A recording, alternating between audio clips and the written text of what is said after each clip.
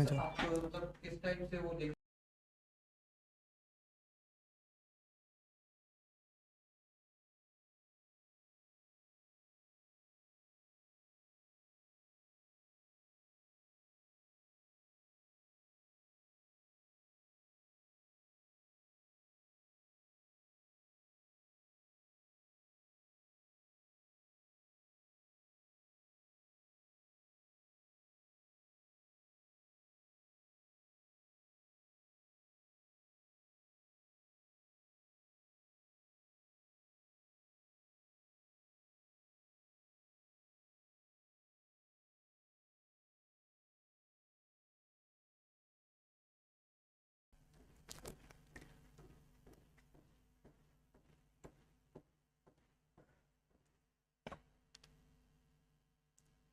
Good evening good evening good evening everyone, कैसे हो आप सभी लोग।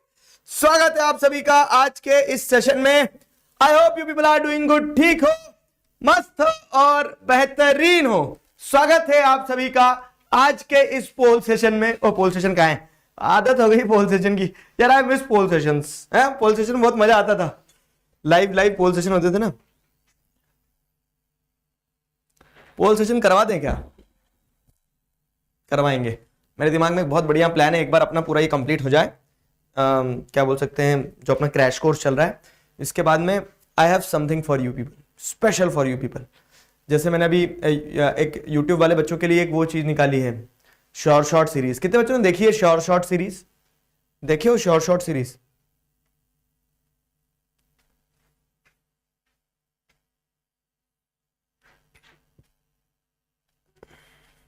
हाँ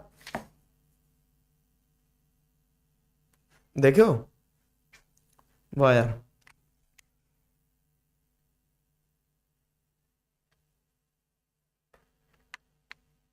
चलो, काम किए वो।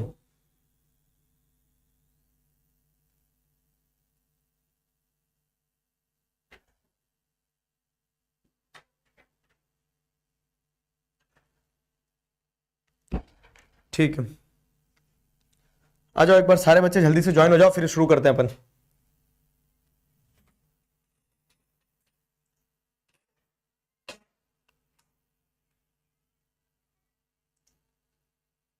एक बार सारे बच्चे कनेक्ट हो जाओ, देन वी विल स्टार्ट।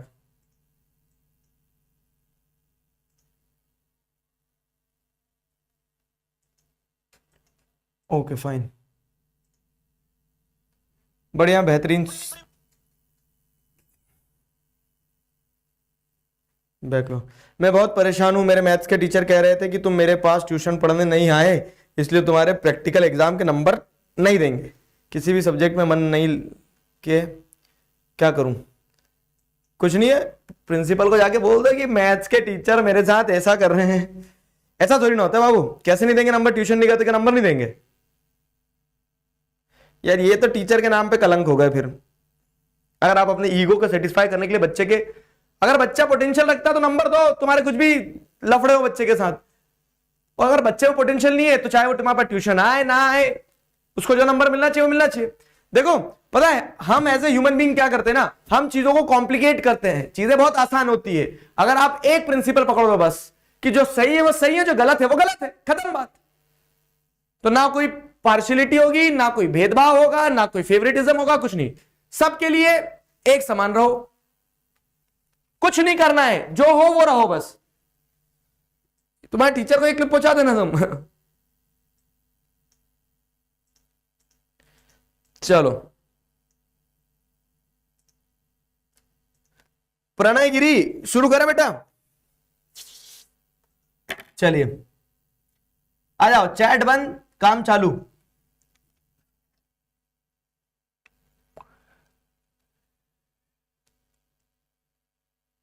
आज आरंभ की लास्ट क्लास देख ली। एक फातिमा इज राइटिंग, आज आरंभ की लास्ट क्लास देख ली और फिर से रोदी भैया। क्या भाई, ये क्या तरीका है? ठीक है, माना कि वो खत्म हुआ, लेकिन उस चीज की खुशी मनाओ कि वो था। तो आरंभ की लास्ट क्लास देख ली और फिर से रोदी। चलो इधर आ जाओ चुपचाप। Water resources is the chapter. हमारे पास में चैप्टर जो है उसका नाम है वाटर रिसोर्सेज। आज ज्योग्राफी के चैप्टर नंबर 1 और 2 अपन कर चुके हैं। वाटर रिसोर्सेज बड़ा मजेदार चैप्टर है। इस चैप्टर में आप, जैसे मैं चैप्टर को ओवरव्यू अगर उठाऊं तो इस चैप्टर में आपको क्या क्या जानने को मिलता है। देखो कि हम सबसे पहले वाटर स्कैरसिटी को समझेंगे। वाटर स्कैरसिटी यानी कि क्या, पानी की कमी होना वाटर स्कैरसिटी है। प्यास लगी यार, ठीक है, पानी की, चीयर्स, तो पानी की कमी होना वाटर स्कैरसिटी होती है। तो अब अपने को वाटर स्कैरसिटी समझ में आ गया।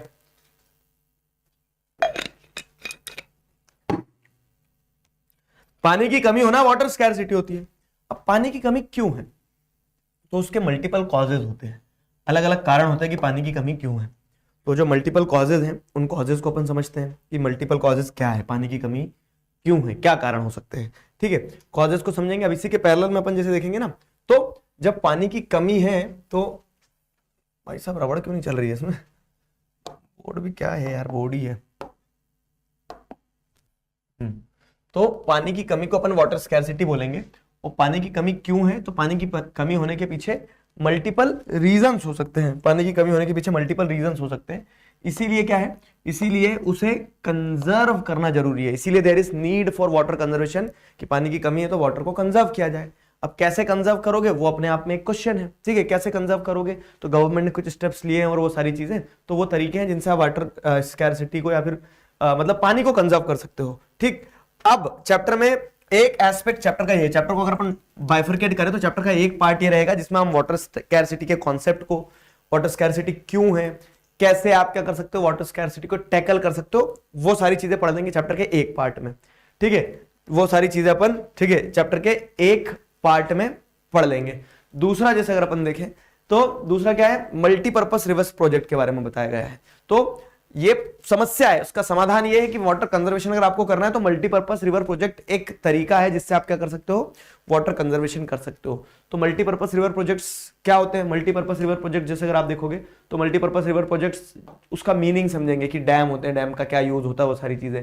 ठीक है, तो मीनिंग के बाद में अपन क्या देखेंगे, एंशिएंट हाइड्रोलिक स्ट्रक्चर्स की अगर हम बात करें तो एंशिएंट हाइड्रोलिक स्ट्रक्चर्स क्या होते हैं। तो एंशिएंट हाइड्रोलिक स्ट्रक्चर में जैसे अगर आप देखोगे तो जो पुराने समय से हाइड्रोलिक स्ट्रक्चर्स बने हुए हैं, जो चले आ रहे हैं, ठीक है, पुराने समय से जो हाइड्रोलिक स्ट्रक्चर बने हुए हैं और चले आ रहे हैं जो, तो वो एंशिएंट हाइड्रोलिक स्ट्रक्चर्स कहलाते हैं। पुराने समय में कैसे पानी को कंजर्व किया जाता था। अब ये जो शब्द है ना मल्टीपर्पस, मतलब कि रिवर्स के ऊपर ऐसे प्रोजेक्ट्स बनाए गए जिनका मल्टीपल तरीके से इस्तेमाल किया जाता है। क्या होते हैं वो मल्टीपल तरीके, तो उनसे इलेक्ट्रिसिटी भी बना रहे हैं, इरिगेशन के लिए भी यूज कर रहे हैं, तो इसलिए वो मल्टीपर्पस कहला रहे हैं। समझ गए।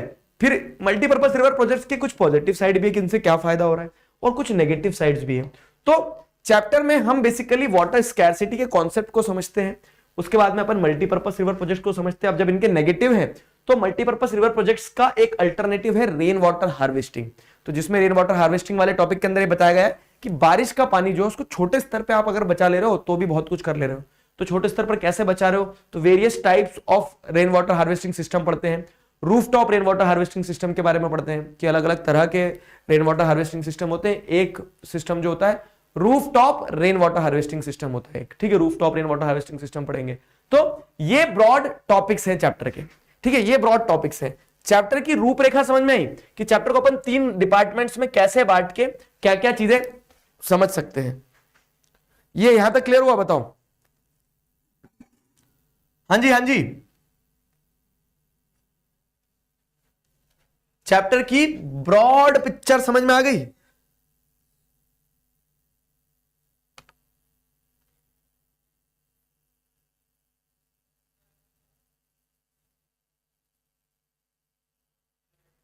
रिएक्शन मैंने बंद करा तो मुझसे खेलने लगते, उसके लिए बंद किया। देवी का बेटा क्या डाउट है, बताओ, क्या क्या मैसेज कर रहे हो।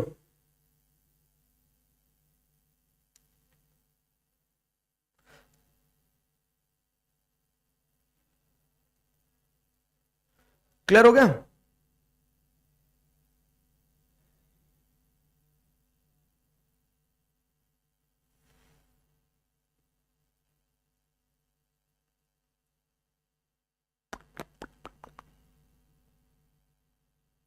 चलो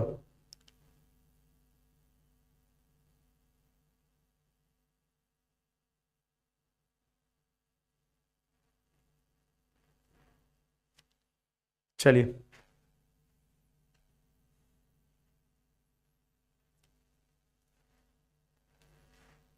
मनी एंड क्रेडिट के नोट्स नहीं है यार दोस्त। एक काम करो, आज से तुम्हें जिम्मेदारी दे रहे हैं, ये देख लो कौन कौन से चैप्टर चले गए, कौन कौन से नोट्स नहीं डले। ठीक है, आज से तुम्हारी नोट्स की सारी समस्या समाप्त होगी, क्योंकि आज से नोट्स की जिम्मेदारी दे रहे हैं अपन। संदीप हाथ ऊपर करो। ठीक है, आज से संदीप के पास में पूरी जिम्मेदारी होगी। ठीक है, ठीक, चलो तो आज से तुम ही डालोगे अब नोट्स। क्या खत्म हुआ झंझट, जैसे ही क्लास खत्म हो वैसे ही नोट्स। अगर नोट्स नहीं गए तो इसका मतलब किसने अपलोड नहीं किए? संदीप भैया ने। ठीक है, तो संदीप भैया को पकड़ लेना, इनके सिर पे चढ़ जाना, इनके छाती पे बैठ जाना, कुछ भी कर लेना, लेकिन अब से तुम्हारी जिम्मेदारी आज से। सिंपल देखो कौन कौन से चैप्टर हो चुके हैं, किस किस के नोट्स नहीं डले। जिनके नोट्स नहीं डले उनके तुरंत डालो। राजीव, राजीव बेटा तुम भी बता दो क्या चाहिए तुम्हें। राजीव लिख रहा है हमारी भी सुन लिया करो।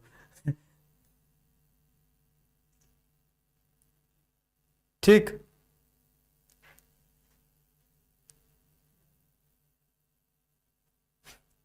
चलो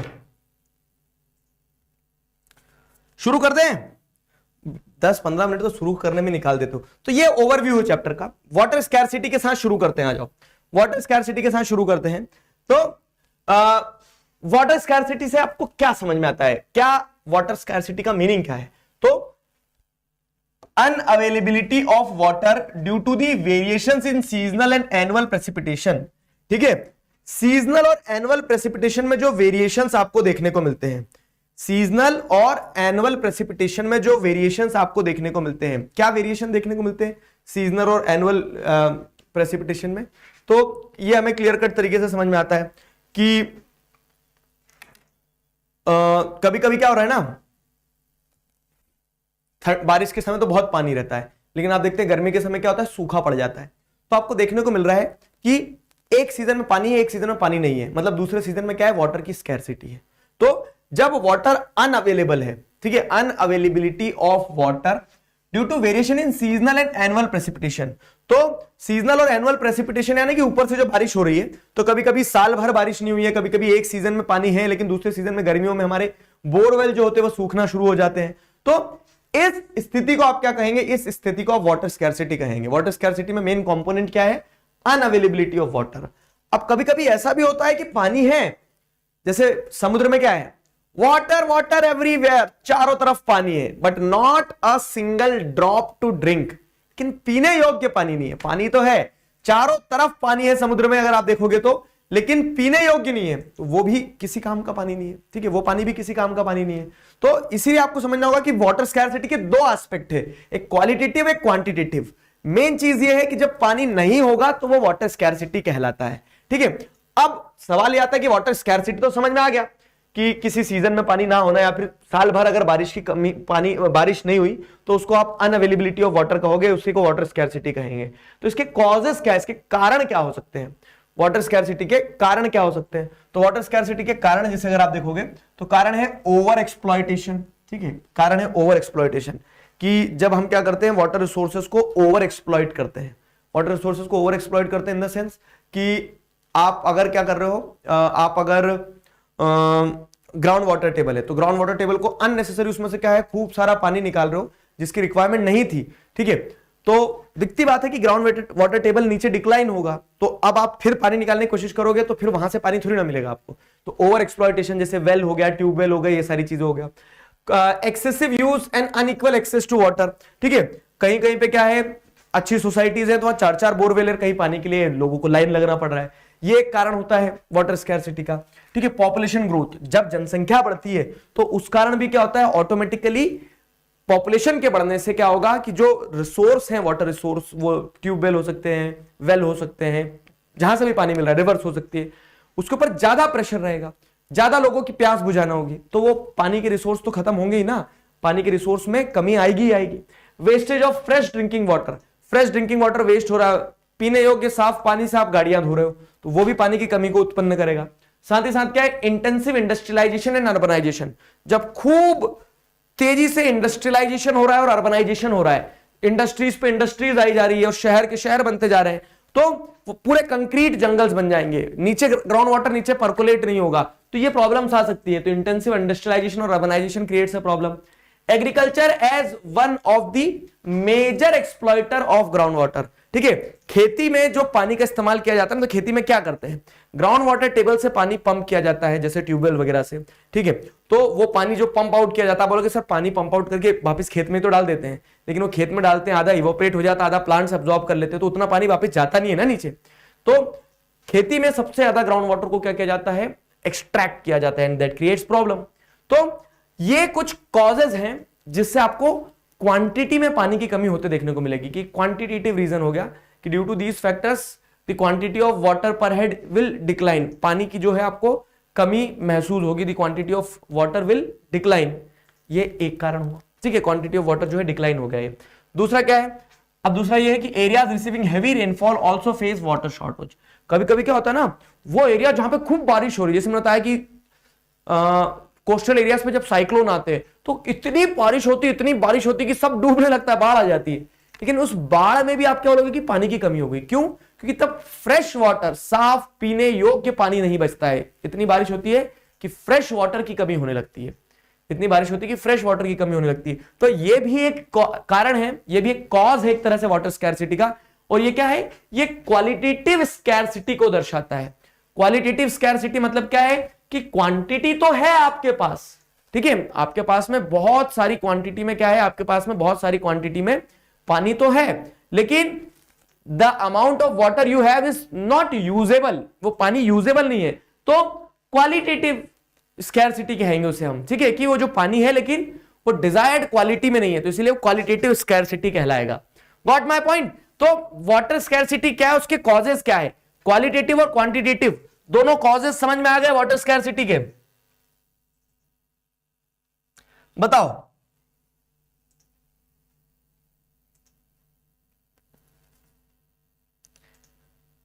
आयुष, मैं रोड में और गाड़ी में वीडियो देख रहा हूं। गुड, ये होता है डेडिकेशन। बच्चा गाड़ी में वीडियो देख रहा है, गाड़ी में क्लास कंप्लीट कर रहा है।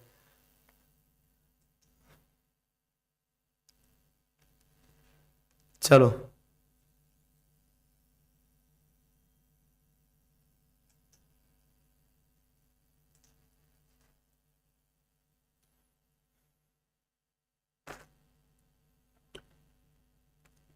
क्लियर हुआ?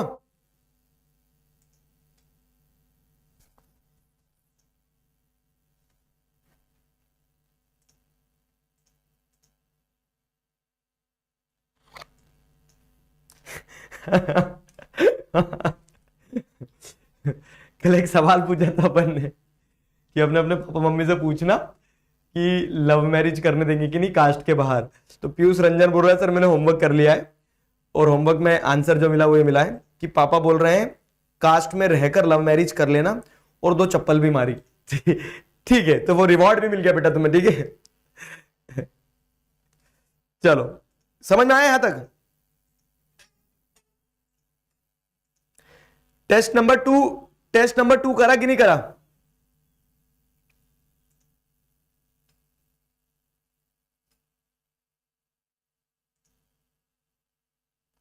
टेस्ट नंबर 2 कर लिया? ठीक है, तो करो। जल जीवन मिशन वगैरह हाँ पढ़ाऊंगा ना, पढ़ाऊंगा जल जीवन मिशन सब पढ़ाऊंगा, चिंता क्यों कर रहे हो।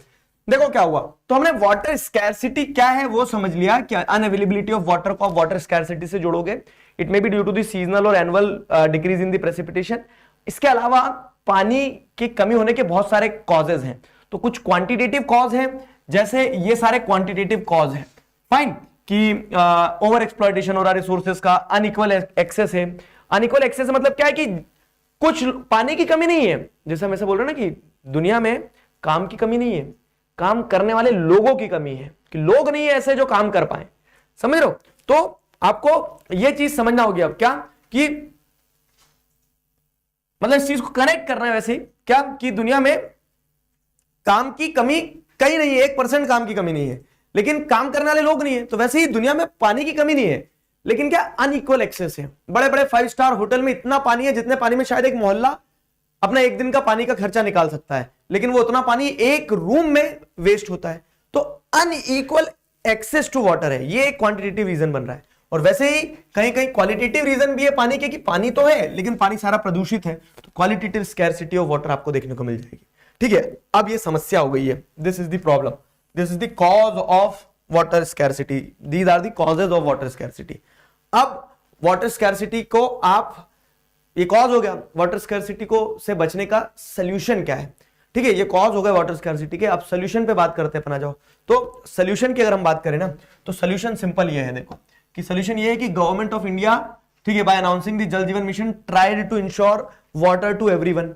ठीक है, तो ये कुछ पॉलिसीज है, पुरानी बुक वाले बच्चों तुम्हें शायद ये ना मिले, ये नई बुक में कुछ ऐड की गई पॉलिसीज हैं जो वाटर स्कैरसिटी को टैकल करने के लिए क्या स्टेप्स लिए गए गवर्नमेंट के द्वारा, उस चीज को दर्शा रही है।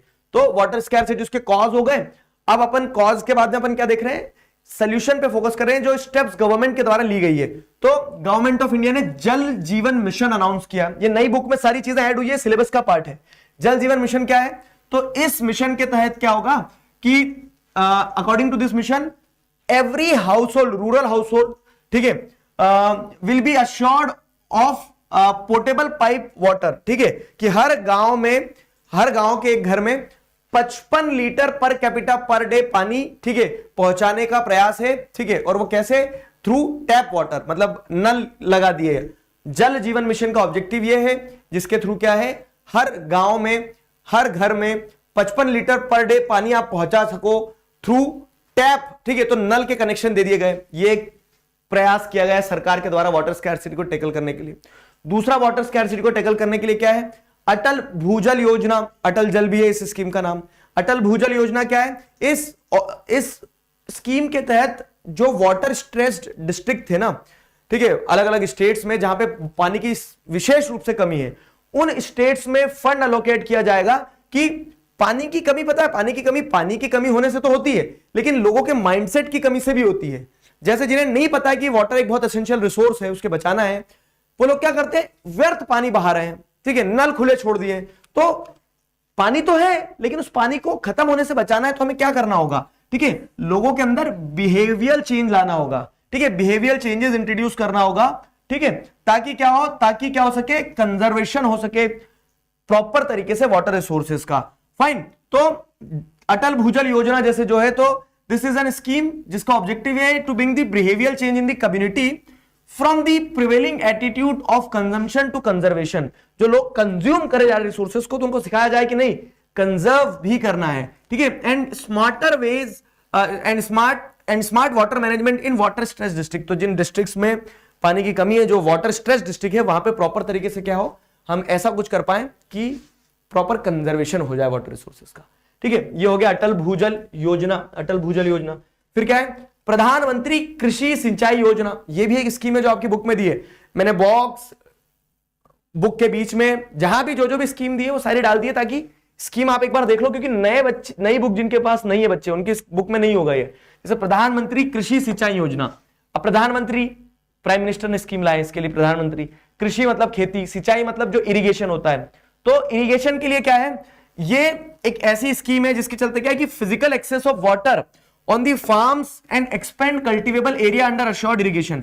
हर खेत को पानी, ये ऑब्जेक्टिव है इस स्कीम का, कि इस स्कीम के तहत क्या किया जाए कि ज्यादा से ज्यादा खेतों तक पानी पहुंचाया जाए और कल्टिवेबल एरिया जो है अंडर वाटर उसको बढ़ाया जाए, ताकि क्या हो, सूखी खेती ना हो, जिससे आप फूड सिक्योरिटी भी इंश्योर कर लो और वाटर अवेलेबिलिटी भी इंश्योर कर लो। तो ये कुछ सॉल्यूशंस है, सिंपल है। जो पहला पार्ट है चैप्टर का, पहला एस्पेक्ट है, उसमें वाटर कंजर्वेशन के बारे में बताया गया, उसके कॉजेस के बारे में बताया गया, सरकार ने क्या क्या कदम उठाए उसके बारे में बताया गया।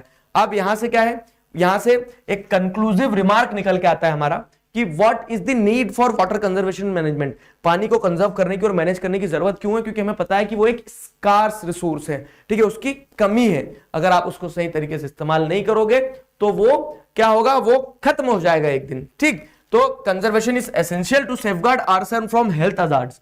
ठीक है, इंश्योर फूड सिक्योरिटी। अगर पीने योग्य साफ पानी नहीं होगा तो हम बीमार हो जाएंगे, पानी नहीं होगा तो हम खाना कैसे ग्रो कर लेंगे, फूड सिक्योरिटी इंश्योर करना है। ठीक है, of our livelihoods and prevent degradation of our natural ecosystem. और जल है तो मतलब ऐसे बोलते हैं ना, जल ही जीवन है, तो जल ही जीवन का प्रमाण यह है कि मैं आपको एक एग्जांपल देता हूं। एक एरिया जहां पे पानी की कमी होगी। इमेजिन करो वो एरिया कौन सा होगा। सबके मन में डेजर्ट इमेजिन हुआ।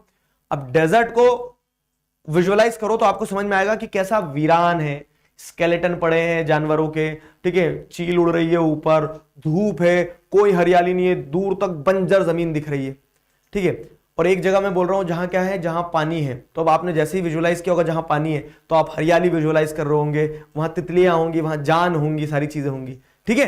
तो सिंपल चीज है कि वाटर का कंजर्वेशन मैनेजमेंट इसलिए जरूरी ताकि हमारा पूरा का पूरा नेचुरल इकोसिस्टम बना रहे। अगर पानी नहीं है तो जल है तो जीवन है, अगर जल नहीं है तो जीवन भी नहीं है। वो वाली सिंपल चीज है। तो कंक्लूजन में 2-3 चीजें लिखना कि वाटर कंजर्वेशन इसलिए जरूरी ताकि हम अपने आप को हेल्थ हजार्ड से बचा सके, अपने लिए फूड सिक्योरिटी इंश्योर कर सके, ठीक है, और अपने नेचुरल इकोसिस्टम को बचा सके। तुम किसी और के लिए मत बचाओ लेकिन खुद के लिए तो बचा लो पानी। समझ में आया? तो ये पूरा वाटर स्कैरसिटी का कॉन्सेप्ट था। चैप्टर का एक पार्ट जो अपन ने बांटा है कॉन्सेप्ट वाला वो क्लियर हो गया। चैप्टर का एक पार्ट जो अपन ने कॉन्सेप्ट वाला बांटा है वो क्लियर हो गया। बताओ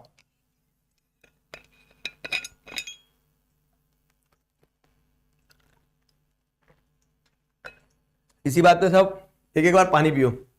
ये हमने वाटर कंजर्वेशन कर लिया।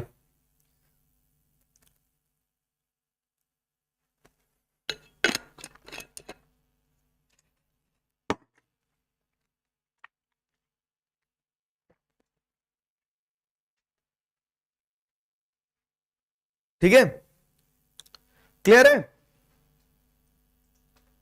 अटल भूजल योजना, अटल भूजल योजना में क्या है, जो वाटर स्ट्रेस्ड डिस्ट्रिक्ट्स है ना, जहां पे पानी की कमी है, उन डिस्ट्रिक्ट्स में अवेयरनेस फैलाना कि भैया पानी बचाना भी होता है, उड़ाना नहीं होता है। पूरा हैप्पी होली। ये समझ गए? अटल भूजल योजना।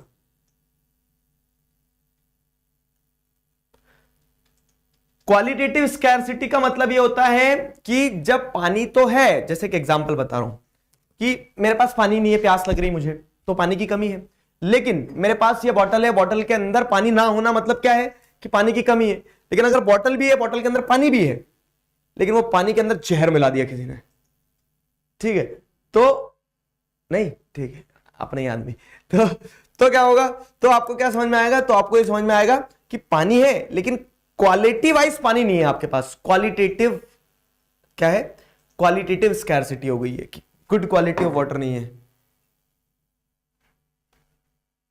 समझे?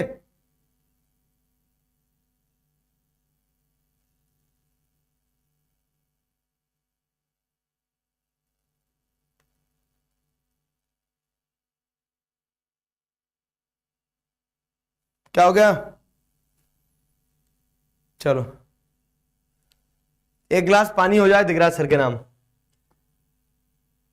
चलिए आगे बढ़ते हैं। अब तो ये अपना हो गया पार्ट कंप्लीट। अब क्या है ना, जब पानी इतना इंपॉर्टेंट है सर, तो आज से क्यों बचा रहे हो पानी को? आज क्यों पढ़ा रहे हो हमें? हमारे पूर्वज थे 1000 साल से जो पानी का इस्तेमाल करते आए थे, उनको भी तो बचाना चाहिए था पानी। हम ही क्यों बचाए? तो देखो हमारे पूर्वज थे तो पानी की कमी नहीं थी, पर्याप्त पानी था, लेकिन पर्याप्त पानी होने के बावजूद भी हमसे ज्यादा समझदार थे। क्या हमसे ज्यादा समझदार थे कि उनने पानी बचाया? तो सिंस एंशिएंट टाइम, और हाँ हमें बचाने की जरूरत इसलिए क्योंकि हमने पानी वाटर रिसोर्सेज को ज्यादा, मतलब पिछले 100 साल में जितना रिसोर्सेज का डिप्लीशन हुआ है ना, उतना पिछले 1000 साल में भी डिप्लीशन नहीं हुआ रिसोर्सेज का।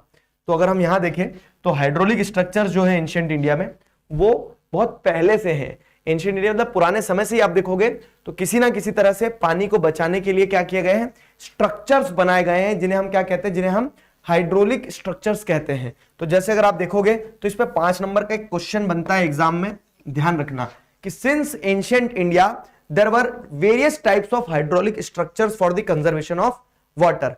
क्या है फ्लो कैसा जा रहा है चैप्टर का? अपन ने वाटर का कॉन्सेप्ट समझ लिया पूरा, वाटर स्कैरसिटी का।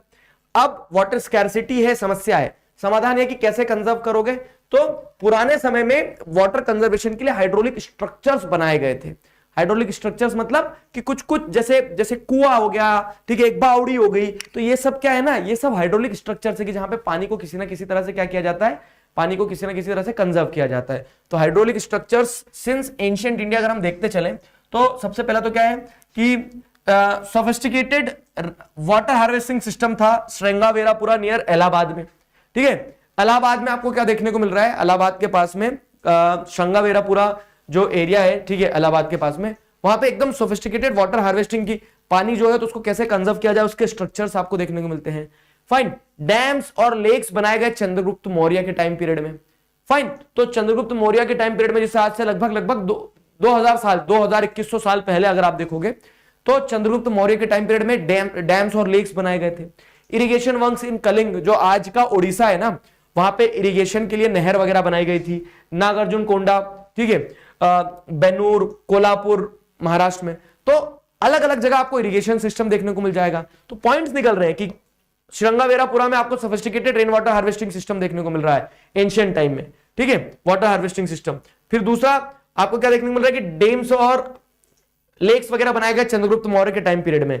तीसरा आपको देखने को मिल रहा है कि इरिगेशन वर्क डेवलप किया गया कहां पे, कलिंग, नागार्जुन कोंडा, बेनूर और कोल्हापुर में।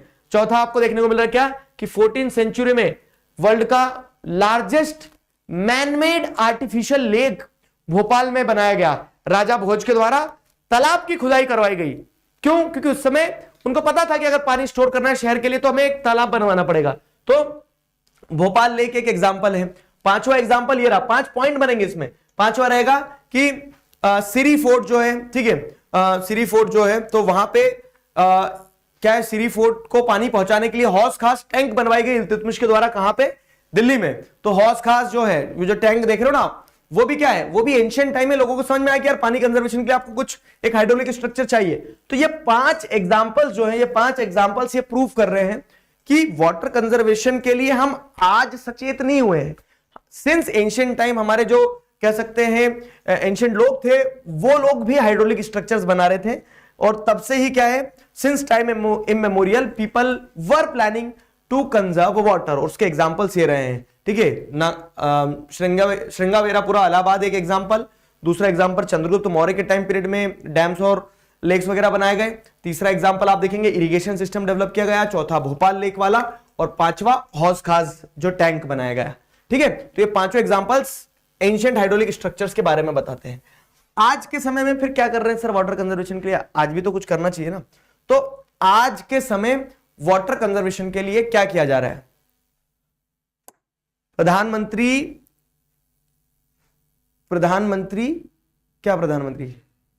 फिर से बता दो। अच्छा, प्रधानमंत्री कृषि सिंचाई योजना फिर से बता दो।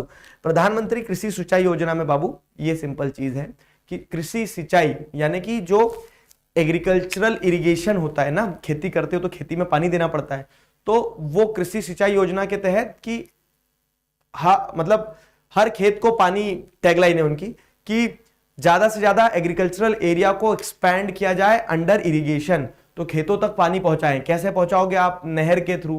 ठीक है, अंडरग्राउंड कैनल्स बनाई जाए, ओपन कैनल्स बनाई जाए।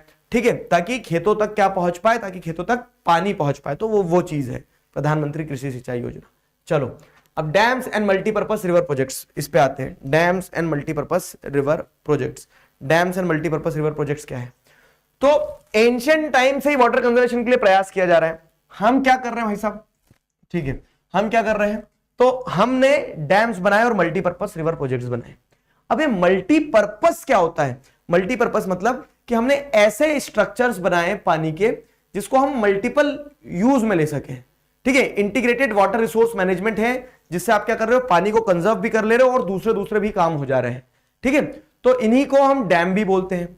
ये जो इंटीग्रेटेड वाटर रिसोर्स मैनेजमेंट होते हैं, मतलब वही गंगाधरी शक्तिमान है ना, तो इंटीग्रेटेड वाटर रिसोर्स मैनेजमेंट मतलब कि वाटर रिसोर्सेज को प्रॉपर तरीके से मैनेज करना है। इसके लिए आपने क्या करा, वाटर रिसोर्स को प्रॉपर तरीके से मैनेज करना है। इसके लिए वाटर रिसोर्स को प्रॉपर तरीके से मैनेज करना है, इसके लिए आपने क्या किया, डैम्स बनाए। तो उन डैम में पानी भर लिया आपने। पानी भर लिया मतलब मैनेज हो गया? नहीं, उसको आप मल्टीपल पर्पस पे यूज कर रहे हैं कि वो पानी जो उससे इलेक्ट्रिसिटी भी बन रही है। उस पानी से क्या हो रहा है? उस पानी से आप देखोगे तो खेतों तक फसल के लिए पानी भी पहुंच रहा है। उसी पानी से आप क्या देख रहे हैं, उसी पानी पे ट्रांसपोर्टेशन भी हो रहा है कि आपने तालाब बना दिया एक डैम बना के, तो इधर से उधर नावें चल रही हैं। ठीक है, फिश ब्रीडिंग हो रही है उसी में। ठीक है, मछली पाल भी ली है, मछली पाल के फिर क्या है, एक मार्केट बन गया मछली का। तो डैम्स जो है, ठीक है, वो मल्टीपल पर्पसेस को फुलफिल कर रहे हैं, इसीलिए डैम्स को मल्टीपर्पस रिवर प्रोजेक्ट्स कहा जाता है। ठीक है, तो मीनिंग और टाइप समझे सबसे पहले। तो डैम क्या होता है? तो dam is a barrier across flowing water that obstructs, directs और retards the flow, often creating a reservoir. This reservoir is called dam. ध्यान रखना, this structure has a section called spillway और weir through which the water flows. तो अब देखो क्या हो रहा है, मैं नदी में बहते चलूं, मैं बहते चलूं. तो अब ये नदी जो है, मुझे पता है मैंने बहुत गंदा गाया है, लेकिन अब इधर ध्यान दो. तो क्या होता है कि एक नदी है, तो नदी में क्या होता है ना, नदी में against the following water you creates a structure. एक फ्लोइंग वाटर के अगेंस्ट में आप क्या कर रहे हो? एक स्ट्रक्चर बनाते हो. फ्लोइंग वाटर के अगेंस्ट में एक स्ट्रक्चर बनाते हो. ठीक, फ्लोइंग वाटर के अगेंस्ट में एक स्ट्रक्चर बनाते हो. इस स्ट्रक्चर को क्या कहा जाता है? इस स्ट्रक्चर को डैम नहीं कहा जाता है. ठीक है, अब जब एक स्ट्रक्चर बनाया आपने, एक बैरियर बना दिया फ्लोइंग वाटर के अगेंस्ट में, तो आगे जो पानी बह के जा रहा है, ये पानी बहना कम हो जाएगा. ठीक है, थोड़ा थोड़ा पानी जाएगा ना, थोड़ा थोड़ा पानी जाएगा, जितना छोड़ोगे उतना ही जाएगा. तो against a flowing river you have created a structure. एक बैरियर बना दिया आपने, बहती नदी के सामने एक बैरियर बना दिया. ये जो बैरियर है, तो ये बैरियर क्या करता है? ये बैरियर क्या कर रहा है? पानी को, पीछे जो पानी है, इस पानी को इस बैरियर ने क्या कर दिया? ऑब्स्ट्रक्ट कर दिया, रोक दिया है. ठीक है, अब हो सकता है आपने पानी यहां रोका और डैम के इस साइड से गेट खोल दिया तो पानी इस साइड से बहना चालू हो जाए. तो आपने पानी को ऑब्स्ट्रक्ट कर दिया, फिर पानी को आपने डायरेक्ट कर दिया कि इधर जा, इधर. ठीक है, डायरेक्ट कर दिया, या फिर रिटार्ड कर दिया आपने कि रोक दिया, रोक के फिर निकाल रहे हो पानी, फिर रोक रहे हो, फिर निकाल रहे हो, गेट खोल रहे हो, पानी निकल रहा है, फिर बंद कर दे रहे हो. तो इस तरह से आप क्या कर रहे हो कि एक बैरियर बना रहे हो अगेंस्ट अ फ्लोइंग रिवर. उसी को हम क्या बोलेंगे? इसको डैम बोलेंगे, आगे समझेंगे. तो when a barrier is created against a flowing river, ठीक है, which obstructs, directs और retards the flow. ठीक है, जो कि पानी के फ्लो को रोक रहा है, ऑब्स्ट्रक्ट कर रहा है, डायरेक्ट कर रहा है, रिटार्ड कर रहा है. ठीक है, which often creates a reservoir. और जिससे क्या होता है, जब ये आप काम करोगे तो इससे पीछे क्या बनेगा? इससे पीछे एक रिजर्वायर बनेगा. इससे पीछे एक पूरा का पूरा क्या बन जाएगा? रिजर्वायर बन जाएगा. ठीक है, तो दिस क्रिएट्स अ रिजर्वायर. ठीक है, तो इससे एक रिजर्वायर बनेगा. और ये जो रिजर्वायर बन रहा है, ठीक है, ये जो रिजर्वायर बन रहा है, तो इस रिजर्वायर को हम क्या बोलते हैं ना? रिजर्वायर को हम बोलेंगे डैम. रिजर्वायर मतलब एक जो जलाशय बन रहा है. रिजर्वायर का असली वर्ड होता है हिंदी जलाशय. ठीक है, कितना प्यारा नाम है ना, जलाशय. तो जो जल मग्न भूमि दिख रही है आपको, जिसमें पूरा पानी पानी भरा हुआ है. ठीक है, क्यों पानी भर गया? क्योंकि आपने आगे पानी रोक दिया है रिवर का. तो रिवर अपना बेड एक्सपैंड करेगी, और रिवर ने जब बेड एक्सपैंड किया तो उससे उसने एक रिजर्वायर बनाया. इस तालाब को, इस जलाशय को आप डैम बोलोगे. ये जो स्ट्रक्चर बनाया ना आपने, इस स्ट्रक्चर को तो अपन क्या बोलते हैं? स्पिलवे बोलते हैं, या फिर वियर बोलते हैं. जिसके थ्रू क्या होता है? जिसमें गेट्स होते हैं, जब गेट्स खोलते हैं तो पानी बह के जाता है. गेट्स लगा दोगे तो पानी बहना बंद हो जाएगा. ठीक है, तो दिस स्पिलवे और weir is the structure created is known as spillway और वियर. ठीक है, जिसके थ्रू वाटर फ्लो करता है. समझ में आ गया? डैम की डेफिनेशन समझ में आई क्या? एक बार चैट सेक्शन में बताइए दोस्तों, बताओ जरा फटाक से. Is that clear?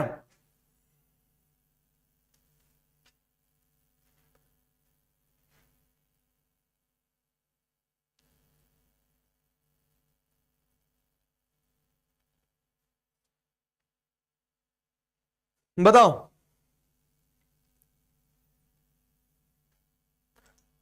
My whole life was a lie. क्या बोल सकते? Us bro, us. क्यों? मुझे भी पहले ऐसे ही लगता था कि डैम तो ये होता है ना जिसके ऊपर अपन घूमने जाते हैं. तालाब तो पीछे तो तालाब है, लेकिन डैम उस रिजर्वायर को कहा जाता है. इसे तो स्पिलवे कहा जाता है. ठीक है,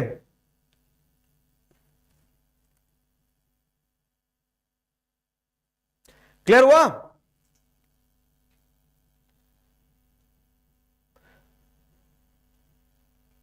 मैं वही बोल रहा हूं ना, नई बुक वाले बच्चों को अटल भूजल योजना और ये सब दिखेगा, पुरानी बुक में है ही नहीं, तो कहां ढूंढ रहे हो?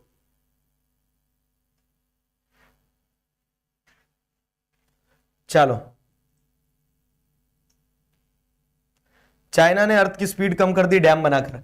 बेटा मैंने ये शॉर्ट्स बनाया है सोशल ब्रेन्स वाले चैनल पे, और तुम मुझे ही बता रहे हो. वाह बेटा वाह. मैंने ही तो तुम्हें बताया, तुम मुझे बता रहे हो कि चाइना ने सर डैम बना के अर्थ की स्पीड कम कर दी. मैंने ये शॉर्ट्स बनाया है सोशल ब्रेन्स वाले चैनल पे, है ना?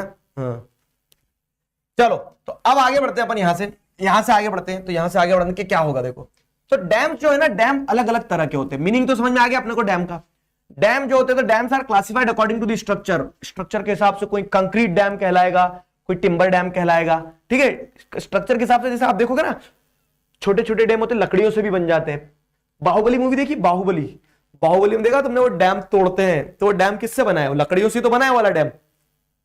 तो डैम्स जो है dams are classified according to structure. तो कंक्रीट डैम होते हैं, मैसनरी डैम होते हैं, टिम्बर डैम होते हैं जो लकड़ियों से बने होते हैं। इंटेंडेड पर्पस, इंटेंडेड पर्पस क्या है कि कुछ डैम सिर्फ पानी के लिए होते हैं और कुछ डैम सिर्फ क्या होते हैं, कुछ डैम पानी के लिए होते हैं, कुछ डैम इलेक्ट्रिसिटी जनरेशन के लिए होते हैं। तो इलेक्ट्रिसिटी जनरेशन के लिए जो डैम होते हैं बहुत बड़े डैम होते हैं, उन्हें हाइड्रो पावर प्रोजेक्ट्स भी कहा जाता है। तो पर्पस क्या है डैम का, उस हिसाब से भी डैम को क्लासिफाई कर सकते हो। और डैम की हाइट के हिसाब से भी कुछ लार्ज स्केल डैम होते हैं, कुछ स्मॉल स्केल डैम होते हैं। तो ये डैम्स जो हैं तो they can be classified on different different basis, basis बदलो डैम का क्लासिफिकेशन बदल जाएगा, ठीक है। तो अब देखो क्या है, ये अपन ने डैम का मीनिंग समझ लिया, टाइप समझ लिया, और डैम इतने इंपॉर्टेंट थे आजादी के समय, ठीक है, कि डैम को क्या कहा गया जवाहरलाल नेहरू के द्वारा, dams were proclaimed as the temples of modern India. Jawaharlal Nehru ने डैम को टेंपल्स ऑफ मॉडर्न इंडिया कहा।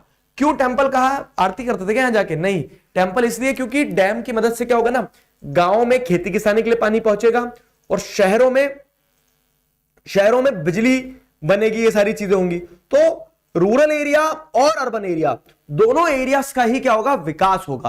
तो इस नजरिए से डैम्स बहुत इंपॉर्टेंट थे, ठीक है, इस नजरिए से डैम्स को क्या माना गया, बहुत इंपॉर्टेंट माना गया। तो dams are classified according to the structure, intended purpose और height, and they played a very important role, therefore they were proclaimed as the temples of modern India, इन्हें मंदिर कहा गया। तो डैम के फायदे होंगे सर बहुत सारे फायदे हैं, जैसे बताएंगे आपको, लेकिन नुकसान भी होंगे सर बहुत सारे, नुकसान भी है डैम के, हर चीज, ठीक है, हर चीज के क्या होते हैं, मतलब हर सिक्के के दो पहलू होते हैं ना, तो पॉजिटिव भी है नेगेटिव भी है, तो वही डैम का भी है। जैसे अगर हम डैम की या फिर मल्टीपर्पज प्रोजेक्ट्स की बात करें, पॉजिटिव फायदे क्या है इनके, पॉजिटिव मतलब इफेक्ट्स क्या है, तो पॉजिटिव जैसे अगर हम देखेंगे तो डैम्स जो होते हैं तो multipurpose project serves variety of purpose. इससे क्या होता है, मल्टीपल पर्पसेस हमारे फुलफिल हो रहे होते हैं। जैसे इरिगेशन में डैम को यूज किया जाता है, ठीक है, डैम का एक फायदा ये है ना कि dams are used for irrigation, खेती हो रही है आपकी, डैम से इलेक्ट्रिसिटी जनरेशन होता है, ठीक है, आप बिजली बना सकते हो डैम से। फ्लड कंट्रोल, फ्लड कंट्रोल कैसे करते हैं, तो भाई साहब जब बहुत बारिश होगी, ठीक है, तो वो नदी एक, मतलब मान लो अगर डैम है, वो डैम नहीं है सिर्फ नदी है, जब बहुत बारिश होगी तो नदी का पानी इधर भी जाएगा, फैलता चले जाएगा, जिससे क्या होगा, जिससे दिक्कत होगी, जिससे बहुत सारी समस्याएं हो सकती है। तो इसीलिए क्या है, इसीलिए जैसे अगर आप देखोगे तो डैम, नदी के ऊपर क्या बनाया जाता है, नदी के ऊपर जब डैम बना दिया जाता है, नदी के ऊपर डैम बना दिया तो वो पानी आगे जाएगा ही नहीं ना, वो आपने पीछे ही सब कंट्रोल कर लिया, पीछे ही कंट्रोल कर लिया, तो आपने फ्लड को कंट्रोल कर ली। पॉइंट याद रखना, भी इसको नेगेटिव भी बताऊंगा मैं। तो डैम के फायदा ये है कि डैम से क्या होता है, इलेक्ट्रिसिटी जनरेशन होता है, फ्लड कंट्रोल होती है, इरिगेशन होता है। ये डैम आपने जो पीछे बनाया इसमें आप मछली पाल लो, ठीक है, तो फिश ब्रीडिंग होती है। इनलैंड नेविगेशन होता है, इनलैंड नेविगेशन मतलब क्या है कि ये नाव है, अब ये नाव में आप यहां बैठोगे तो आपको डैम के इस कोने पे ले जाएगी, तो आप सामान भी पहुंचा सकते हो, इंसान भी पहुंचा सकते हो, तो इनलैंड नेविगेशन भी हो सकता है, ठीक है। तो these integrated water resource management, शब्द से डरना मत, इंटीग्रेटेड वाटर रिसोर्स मैनेजमेंट मतलब क्या है कि एक ही वाटर रिसोर्स से आपने कितनी सारी चीजें कर ली है, ठीक है। तो these integrated water resource management approach for the development of both rural and urban area, और इसीलिए जवाहरलाल नेहरू ने टेंपल्स ऑफ मॉडर्न इंडिया कहा। समझ में आ गया। तो what are the advantages associated with dam, dam के एडवांटेज क्या है, ये क्लियर हुआ, बताओ। डैम के एडवांटेज क्या है, ये क्लियर हुआ।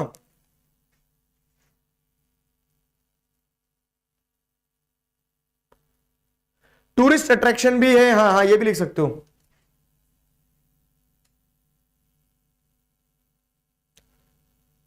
बताओ, how can dam control flood at the same time cause flood also. ये समझ में आया बेटा कि डैम जो है कैसे फायदा पहुंचाते हैं, मतलब कंट्रोल कैसे करते हैं फ्लड, ये समझ में आ गया। अब मैं आपको बताऊंगा डैम फ्लड का कारण भी बनते हैं, कैसे बनते हैं वो नेगेटिव साइड में देखेंगे, ठीक है। चलो आगे बढ़ते हैं। तो ये तो पॉजिटिव साइड हो गया डैम का, कि डैम्स का पॉजिटिव साइड क्या है कि मल्टीपर्पज प्रोजेक्ट्स जो होते हैं तो आपको ये फायदे देते हैं और वो टेम्पल्स ऑफ मॉडर्न इंडिया कहलाते हैं। क्यों कहलाते हैं वो बता दिया आपको। अब बात करते हैं किस चीज पे, पॉजिटिव के बाद में नेगेटिव। डैम के नुकसान भी है बहुत सारे। सबसे पहला नुकसान, क्वेश्चन आता है देखो 1 2 3 4 मतलब 4-5 पॉइंट मैंने आपको यहां दे के रखे हैं जिससे आप बहुत आसानी से आंसर अपना फ्रेम कर सकते हो कि किसी चीज का पॉजिटिव क्या है, किसी चीज का नेगेटिव क्या है। और नेगेटिव है इसीलिए अपन चैप्टर और आगे बढ़ाएंगे अपना, ठीक है। तो वाटर स्कैर्सिटी क्या है, उसकी कंजर्वेशन की जरूरत है। एंशिएंट टाइम में क्या कंजर्वेशन किया लोगों ने वो अपन ने समझ लिया, ठीक है। आज हम क्या कर रहे हैं, तो आज हमने मल्टीपर्पज रिवर प्रोजेक्ट्स बनाए। मल्टीपर्पज रिवर प्रोजेक्ट्स में जैसे डैम होते हैं तो डैम क्या होते हैं, उनके पॉजिटिव साइड देख लिया, उनका नेगेटिव साइड देखते हैं अपन, ठीक है। तो नेगेटिव साइड यहां से शुरू करते हैं। देखो क्या है नेगेटिव साइड में, सबसे इंपॉर्टेंट और सबसे पहली चीज आती है, क्या आती है कि दे फ्रेगमेंट रिवर स्ट्रीम्स। डैम्स जो होते हैं ना वो रिवर स्ट्रीम्स को फ्रेगमेंट कर देते हैं। Dams fragment river streams. Fragment river streams का मतलब क्या है कि डैम्स एक तरह से आपको देखने को मिलेगा, डैम्स जो होते हैं तो डायग्राम, जब आपने डैम बनाया ये, तो ये डैम बनाने के कारण आपने पीछे पूरा पानी रोक दिया, ये रिजर्वायर बना दिया, ठीक है। तो पीछे पूरा पानी जब रुका है, ये जो डैम बनाया है, तो अब आगे जो नदी, पहले इतनी नदी बह के जाती थी वो नदी अब क्या है, पतली हो जाएगी, ठीक है। वो नदी पतली हो जाएगी, एक रिवर स्ट्रीम ये हो गई, वो नदी के छोटी सी एक पतली सी रिवर स्ट्रीम ये हो जाएगी। तो पानी क्या होगा, आगे बहुत कंट्रोल्ड तरीके से जाएगा। जब गेट खोलेंगे तो बहुत पानी निकलेगा, लेकिन जब गेट बंद रहेंगे तो पानी थोड़ा थोड़ा जाएगा, है ना। तो डैम्स क्या कर रहे हैं, they are fragmenting the river streams. River streams को जब उन्होंने क्या कर दिया, छोटी छोटी धाराओं में बांट दिया, उससे क्या होगा ना, उससे ये होगा कि when the dams fragment the river streams it causes flood, और इसी कारण से बाढ़ आती है, ठीक है। इट कॉजेज फ्लड, ठीक है। तो नहीं मतलब रिवर स्ट्रीम के फ्रेगमेंट से बाढ़ नहीं आती है। रिवर स्ट्रीम को जब आप फ्रेगमेंट कर देते हो, हिस्से में बांट देते हो, तो उससे आगे पानी का फ्लो कम हो जाता है, जिससे क्या होता है, जिससे वाटर वाला पॉइंट लिखा नहीं यहां पे, जिससे हाँ ये लिखा है एक्वेटिक लाइफ जो है ना वो अफेक्ट होती है। जैसे कि एग्जांपल दे रहा हूं मैं आपको कि पहले नदी इस फ्लो में बहती थी, ठीक है, इस फ्लो में बहती थी नदी, तो यहाँ पे जो जानवर थे, जो वेजिटेशन था वो फ्लरिश हो रहा था। लेकिन अब आपने क्या कर दिया, उस पे ये बैरियर बना दिया, अब नदी का फ्लो आपने इधर कम कर दिया, इधर फ्रेगमेंट कर दिया, तो ये जो यहाँ जो जानवर थे, जो वेजिटेशन था वो अफेक्ट हो जाएगा। वो जानवर, वो वेजिटेशन, वो सारी चीजें अफेक्ट हो जाएंगी ना, वो उतना उस गति से या फिर उस स्तर पर ग्रो नहीं कर पाएगी, उस गति से या फिर उस स्तर पर ग्रो नहीं कर पाएगी। तो दिस क्रिएट्स अ प्रॉब्लम, ये एक समस्या का कारण बनती है, ये एक समस्या का कारण बनती है। तो नेगेटिव यही है कि दे फ्रेगमेंट द रिवर स्ट्रीम्स, ठीक है, जिससे वहां का वेजिटेशन, वहां का एक्वेटिक लाइफ इफेक्ट होगा। डैम कॉजेज फ्लड्स, डैम से फ्लड आती है। अब फ्लड कैसे आती है वो भी समझा रहा हूं। मैंने तुम्हें यह तो बताया कि डैम के पीछे पूरा पानी समा जाता है तो इससे फ्लड कंट्रोल होती है, बारिश में पूरा पानी आप स्टोर कर लेते हो। लेकिन जब ये पूरा भर जाएगा, और बारिश तो हो ही रही है, तो ये पीछे पूरा भर गया और बारिश के कारण आगे भी नदी में खूब पानी है, बारिश का पानी है। लेकिन अब आपके ऊपर ये मुसीबत आ चुकी है कि अगर आपने गेट नहीं खोले तो ये डैम फूट जाएगा, है ना। तो आप क्या कर रहे हो कि नदी में आगे ऑलरेडी पहले पानी था बारिश के कारण, अब आपको गेट भी खोलना पड़ गए, तो ये पीछे का पानी भी आप आगे ही निकाल रहे हो। तो यहां जो घर थे वो घर क्या होंगे, वो घर डूब जाएंगे, क्योंकि डैम के गेट खुलने से इस नदी का पानी और बढ़ जाएगा। तो डैम्स फ्लड कंट्रोल भी कर रहे हैं, लेकिन जब बारिश ज्यादा हो जाएगी तो यही डैम्स फ्लड का कारण भी बनेगा। समझ गए, डैम्स कॉजेज फ्लड ऑल्सो। तो ये डैम्स फ्लड को बढ़ावा भी देते हैं फ्लड कंट्रोल करने के साथ साथ। क्लियर हो गया। तो सारे नेगेटिव एस्पेक्ट्स बताते चल रहा हूं मैं आपको, और पॉइंटर भी वैसे बना दिए हैं कि डैम्स फ्रेगमेंट करते हैं रिवर स्ट्रीम्स को, वो फ्लड कॉज करते हैं, डैम्स के कारण अर्थक्वेक भी आते हैं। ये कब हुआ, ये ऐसे हुआ देखो कि अब आपने डैम बनाया, ठीक है, तो ये जो पीछे पानी भरा, तो नेचुरली तो अर्थ पे इतना वजन या फिर इतना मास जो था वो नहीं था। लेकिन जब आपने डैम बनाया तो ये मास बढ़ गया उस जगह पे, उतना वेट जो है उस जगह पे बढ़ गया। अब उतना जब वेट बढ़ गया तो अर्थ क्या है, अर्थ जैसे आप देखोगे ना, तो अर्थ हमने पढ़ा है 9th क्लास में भी कि टेक्टोनिक प्लेट्स हैं, ठीक है, अलग अलग मिट्टी की टुकड़ियां हैं, उनके ऊपर मतलब वो टुकड़ियां जो है फ्लोट कर रही है लावा के ऊपर। तो अब जब आपने यहां पे क्या कर दिया, डैम बना के वेट बढ़ाया, उस जगह पे मास बढ़ाया, तो वो मास बढ़ने से क्या होगा ना, रप्चर्स हो सकते हैं, प्लेट्स में जॉइंट्स आ सकते हैं, टूट सकती हैं प्लेट्स। तो जिससे क्या होगा, जिससे अर्थक्वेक को ट्रिगर कर सकते हो। हमेशा नहीं होगा, लेकिन डैम्स के बनने से देयर इज अ पॉसिबिलिटी कि उस एरिया में जब मास बढ़ेगा तो इट में ट्रिगर अर्थक्वेक, ठीक है। डैम जो है वो अर्थक्वेक्स को ट्रिगर कर सकते हैं, डैम्स में ट्रिगर अर्थक्वेक्स, ठीक है। ये हो गया अर्थक्वेक्स वाला एक पॉइंट। एंड लैंडस्लाइड्स, अब पूरा पानी पानी भरा रहता है तो जमीनें खिसकने लगती है, लैंडस्लाइड हो जाती है, ठीक है। And displaced 100,000 people. तो मैंने एक ही पॉइंट के अंदर तुम्हें बहुत सारे नेगेटिव एस्पेक्ट दिखा दिए। जब डैम बनाए जाते तो वहां रह रहे लोगों को क्या करना पड़ता है, विस्थापित होना पड़ता है। मैं आपको एक चीज बता रहा हूं, ठीक है, क्या कि जैसे हमारे दादाजी वगैरह का गांव दूसरा था, तो मैं तो जब पैदा ही हुआ था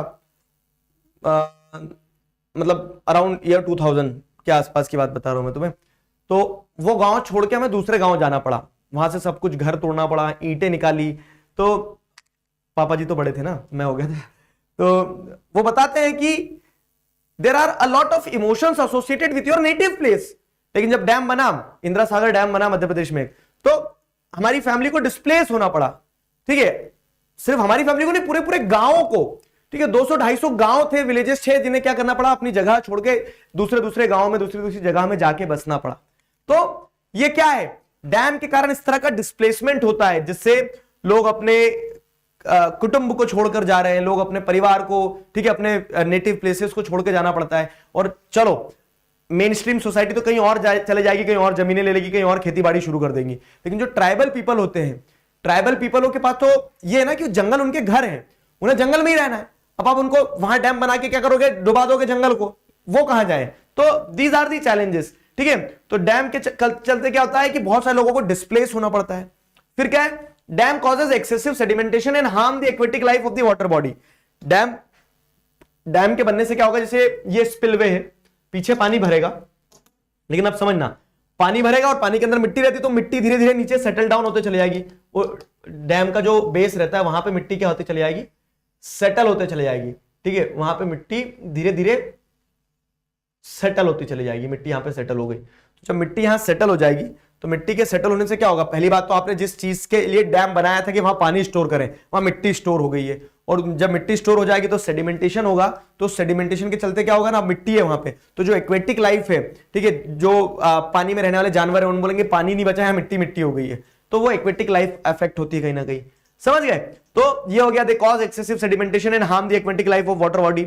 dam also cause salination of soil and changes cropping pattern leading to increase social and economic gap. ये वाला पॉइंट समझना कि डैम के कारण क्या होता है ना, सॉइल का सैलिनेशन होता है, कि यहां पानी भरा है पूरे समय, पानी के अंदर नमक के भी पार्टिकल रहते हैं, तो ये डैम का पानी जब इस मिट्टी से टच में रहेगा कंटिन्यूसली, तो उस पानी से नमक भी उस मिट्टी को मिलेगा, और वो सॉइल जो वो सलाइन हो जाएगी।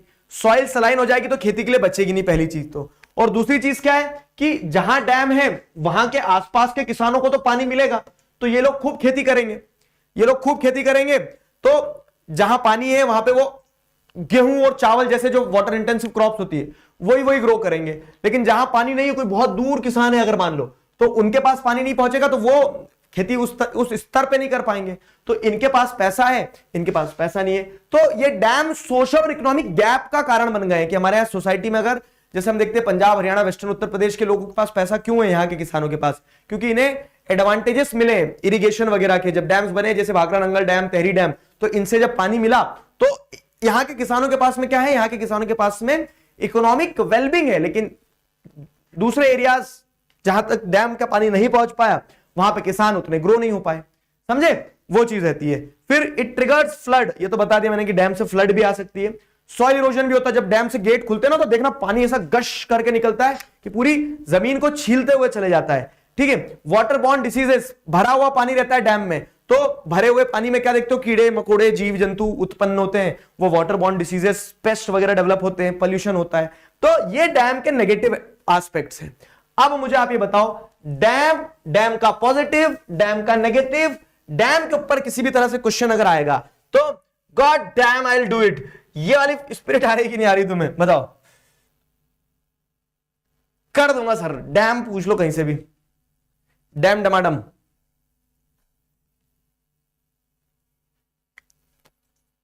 क्लियर है।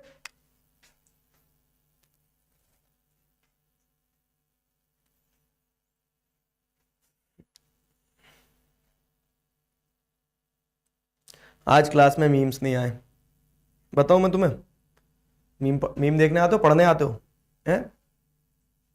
हाँ, तुमसे ही बात कर रहा हूं मैं। मीम चाहिए इन्हें। ऐसा ऐसा हुआ कि कभी तुम्हारे साथ कि तुम एकदम जॉली मूड में और एकदम से सामने वाला सीरियस हो जाता है? अच्छा, बताऊं? फिर आदमी 2 मिनट के लिए सहम जाता है। क्या बोलती है मैंने? डैम से पूरी सिटी या कॉलोनी के वाटर लेवल कंट्रोल में आते हैं। ये भी एक एडवांटेज है कि डैम जहां रहेंगे वहां का वाटर लेवल बढ़ेगा ना।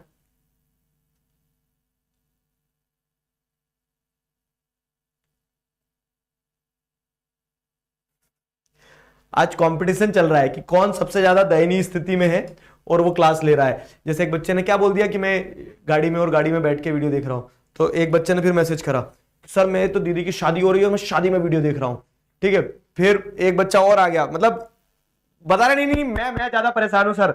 एक बच्चा लिख रहा, सर मेरे तो सर में दर्द हो रहा है पर मैं सर को बांध के वीडियो देख रहा हूं। और कुछ, तुम लोग इतने क्रिएटिव कैसे हो सकते हो? इनफैक्ट मैं तुम्हें एक चीज बताऊं, बहुत सारे क्या बोलते हैं, बहुत सारे वो जो हैं फैन पेजेस में देखता हूं यार, भाई साहब क्या क्या, कभी कभी तो मन भी करता है कि अच्छा पकड़ के मार लूं 2-4, कुछ भी एडिट बनाते हैं। कभी कभी बहुत प्यार भी आता है, बहुत प्यारी प्यारी एडिट भी बनाते हो। तो जैसे बहुत सारे फैन पेजेस हैं, एक वो है क्या बोलते हैं, एक कोई है ना दिगराज सर मोमेंट करके एक फैन पेज है। इनफैक्ट मैं उस बच्चे को जानता भी, मेरी एक बार उससे बात हुई थी, आदिल करके है। फिर उसके बाद में जैसे अगर आप देखोगे तो एक डीएसपी गोट्स आरएमबीएन आरएमबीएन करके, तो इसमें बहुत सारे फैन पेजेस हैं, एक दो नहीं, मतलब मल्टीपल है वो जो आते रहते हैं। जैसे एक अभी मैंने next topper feel, next topper addict, तो ऐसे बहुत सारे फैन पेजेस मैंने देखे हैं। क्या क्रिएटिव तरीके से काम करते हो?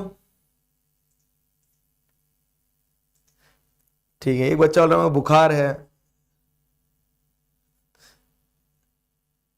और सर मैं हॉस्पिटल में हूं।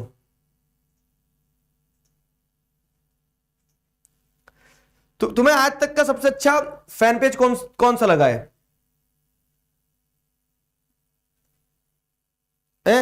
बताओ चैट में। बहुत बहुत एक डीएसपी गोट्स एडिट्स हैं, एक बच्चे ने ये इंस्टाग्राम पे मुझे एक रील बहुत अच्छी पहुंचाई थी। एक आरएमबियन नेक्स्ट टॉपर्स भी है, ठीक है।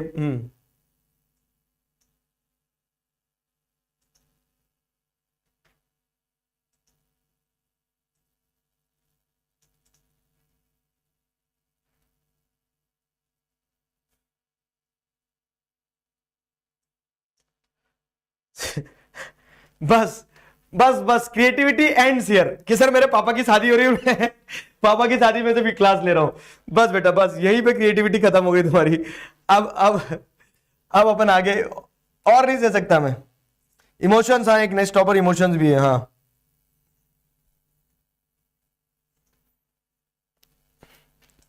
हम्म, क्या तो क्रिएटिव क्रिएटिव काम करते हैं। चलो,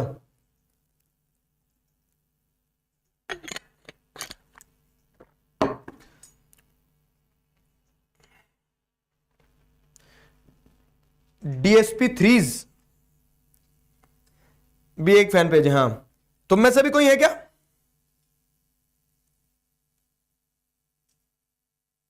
तुम में से कौन है चलाने वाला?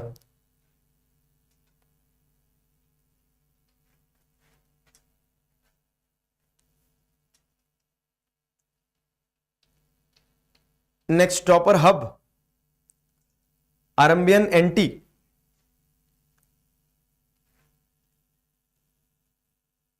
मीटअप होगा क्या?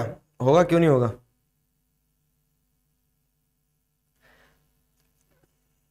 दिगराज सर इमोशन, मतलब इतने सारे पढ़ते लिखते भी हो कि यही काम करते रहते हो? नहीं लेकिन अच्छी चीज है, पॉइंट ये कि तुम थोड़ा सा इसमें एक चीज सीख तो रहे हो, एटलीस्ट एडिटिंग ही सीख रहे हो। और मैं बता रहा हूं कुछ ना कुछ स्किल जरूर सीख लेना जब तक स्कूल में हो। कुछ भी हो सकता है, तुम वो ऑनलाइन डिजिटल मार्केटिंग सीख लो, तुम ग्राफिक डिजाइनिंग सीख लो, तुम वीडियो एडिटिंग सीख लो, तुम कुछ भी सीख लो, लेकिन कुछ ना कुछ वो आना चाहिए तुम्हें, स्किल्स। ठीक है, चलो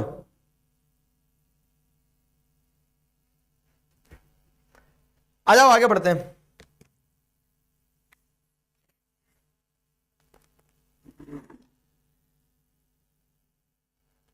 चलो दोस्तों आगे बढ़ा जाए।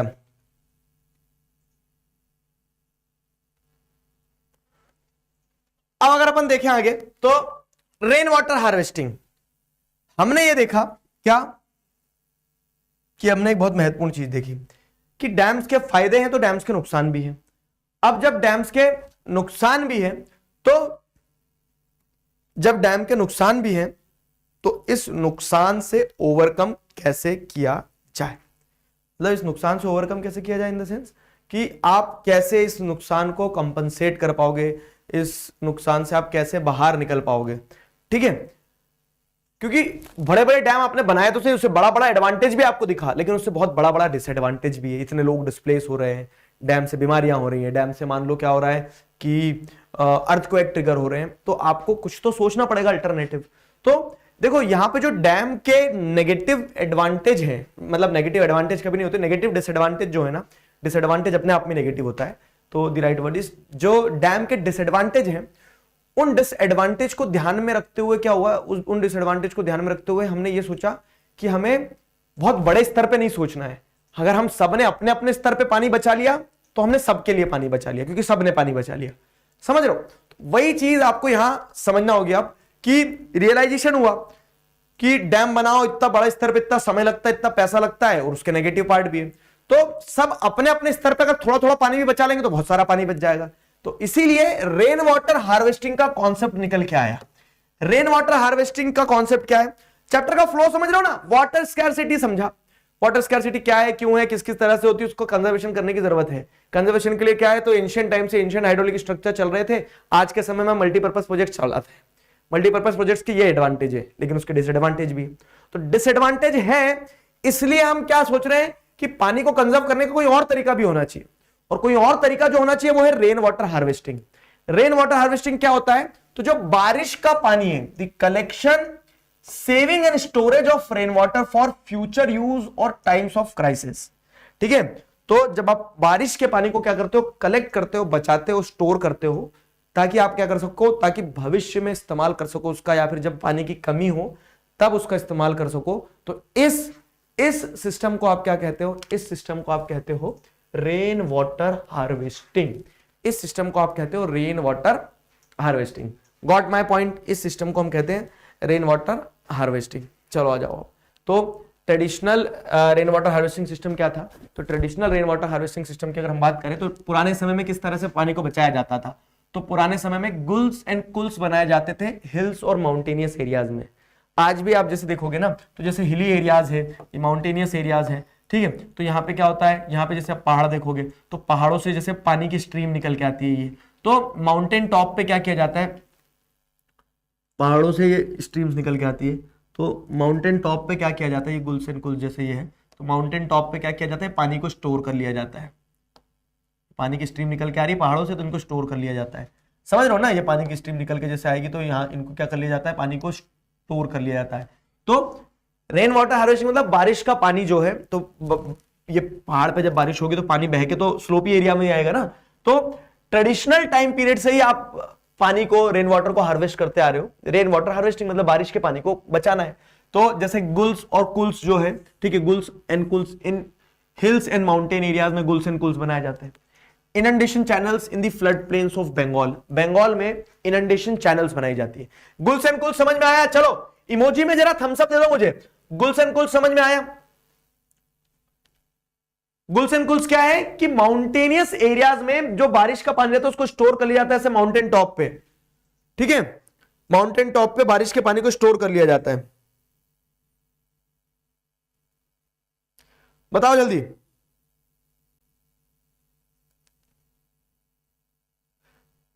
थम्स अप दे दो जरा जल्दी से, आ गया समझ, गुड, ठीक है। गुल्स एंड कुल्स ये होता है। फिर अब मैं जिसका पूछते जाऊं उसका थम्स अप देते चलना। गुल्स एंड कुल्स हो गया। अगली चीज क्या है, इनंडेशन चैनल्स बनाए जाते हैं। इनंडेशन चैनल्स क्या होते हैं, इनंडेशन चैनल्स यानी कि जो बंगाल वाला एरिया है ना, बंगाल वाले एरिया में रेन वाटर को कैसे हार्वेस्ट किया जाता है। जैसे ये नदी है, नदी बह रही है, बाढ़ आती है भाई साहब एक, तो जब बाढ़ आती है ना, तो बाढ़ आती है तो क्या होता है, बाढ़ आती है तो पानी बाहर की तरफ सरकता है, बाढ़ आई तो पानी बाहर की तरफ सरकता है, ठीक है। बाढ़ आती है तो पानी बाहर की तरफ सरकता है। अब जब पानी बाहर की तरफ सरकता है ना, पानी, रिवर अपना बेड बड़ा करती है, तो जब रिवर अपना बेड बड़ा करती है तो क्या दिक्कत होती है पता है? जब रिवर अपना बेड बड़ा करती है तो रिवर का जब बेड बड़ा होता है, ऐसा जब बाढ़ आती है तो नदी का पानी जो है, नदी का पानी यहां तक पहुंच जाता है, नदी का पानी यहां तक पहुंच जाता है। अब जब नदी का पानी यहां तक पहुंचता है तो क्या किया जाता है? ऐसी नालियां खोद दी जाती है, ठीक है, नालियां खोद दी जाती है। अब ये जो नालियां खोदी जाती है, तो जब नदी का पानी फैलता है तो इन नालियों में पानी भर जाता है, ये पानी भर गया नालियों में। अब जब बारिश कम हो जाएगी तो नदी वापस अपने नॉर्मल रूट पे आ जाएगी, नदी अपने नॉर्मल रूट पे वापस आ गई है, ठीक है, नदी अपने नॉर्मल रूट पे वापस आ गई, नदी अपने नॉर्मल रूट पे वापस आ गई, ठीक है, नदी अपने नॉर्मल रूट पे वापस आ गई। लेकिन इन नालियों को जो खोदा गया था ना, ये जो नालियां खोदी गई थी, इन नालियों के अंदर पानी भरा हुआ है, इन नालियों के अंदर अभी भी पानी भरा हुआ है। तो इन नालियों को इसलिए क्या कहा गया है? इनंडेशन चैनल्स कहा गया है, कि जब बाढ़ का पानी बढ़ता है तो बाढ़ का पानी क्या होता है? इन नालियों के अंदर भर जाता है, और नालियों के अंदर जब बाढ़ का पानी भरता है तो ये बाढ़ का पानी जो है, ये बाढ़ का पानी क्या किया जाता है? इस बाढ़ के पानी को आप फिर बाद में यूज कर सकते हो, कि बाढ़ तो चले गई, फ्लड जो आई थी वो तो चले गई, लेकिन इन नालियों के अंदर, इन इनंडेशन चैनल्स के अंदर क्या है? पानी भरा हुआ है। इस पानी को फिर आप क्या कर लोगे? इस्तेमाल कर लोगे अपने खेतों में कहीं भी। Got it? तो इस तरह से क्या इनंडेशन चैनल्स बनाई जाती थी इन दी फ्लड प्लेन्स, जहां बारिश का पानी फैलता है, बाढ़ का, उन फ्लड प्लेन्स ऑफ बंगाल में इनंडेशन चैनल्स ये बनाई जाती है। फिर क्या है? Rooftop rain water in flood plains in Rajasthan. Rajasthan में आपको क्या देखने को मिलता है? Rooftop rain water harvesting system की जाती है। ये rooftop rain water harvesting system आज भी किया जाता है, और इसको अपन समझेंगे कि छत के ऊपर जो पानी है, छत के ऊपर पानी को स्टोर कर लिया जाता है, इसे rooftop rain water harvesting system कहा जाता है, ठीक है। Rooftop rain water harvesting system को भी और डिटेल में पढ़ेंगे हम, ठीक है। फिर क्या है? खादिन्स और जोहाज in the part of Rajasthan. Rajasthan में खादिन्स और जोहाज से, मतलब खादिन्स और जोहाज नाम के स्ट्रक्चर्स बनाए जाते हैं, ठीक है। तो क्या होता है खादिन्स और जोहाज, वो समझाता हूं मैं आपको। तो जैसे मान लो कि ये एक लैंड है, यहां ये लैंड का ऐसा स्लोप है अगर, तो यहां पे क्या कर देंगे? पत्थर लगा देंगे। ये पत्थर लगा दिए, ठीक है, पत्थर लगा दिए। अब जब बारिश होती है तो बारिश का पानी यहां गिरता है, पानी गिरता गिरता गिरता गिरता गिरता यहां स्टोर होना चालू हो जाता है, ठीक है। पानी भर जाएगा, पूरे खेत में पानी भर गया, ओ तालाब बन गया। अब ये इतना पानी भरा है ऐसा, तो अब ये पानी को वहीं के वहीं एब्जॉर्ब होता रहेगा, धीरे धीरे धीरे धीरे, पूरे बारिश में पानी भरा रहेगा, धीरे धीरे एब्जॉर्ब हो जाएगा। अब पानी जब एब्जॉर्ब हुआ तो यहाँ की मिट्टी में क्या है? यहाँ की मिट्टी में नमी है, मॉइस्चर रहेगा। तो अब वो मॉइस्चर, पानी एब्जॉर्ब हो गया, ठीक है, बारिश में जैसे पानी गिरा था, पानी एब्जॉर्ब हो गया। अब बारिश चली गई, अब क्या हो गया? नवंबर का महीना आ गया। तो नवंबर के महीने तक ये पानी अगर सूख गया, सूखने के बाद लेकिन मिट्टी में मॉइस्चर है, तो अब भरा हुआ पानी नहीं है लेकिन मिट्टी गीली है, तो उस गीली मिट्टी में खेती कर लो, ठीक है। तो इस तरह से क्या होता है? खादिन्स एंड जोहाज वर प्रैक्टिस्ड या फिर made in parts of Rajasthan. क्या है खादिन्स और जोहाज?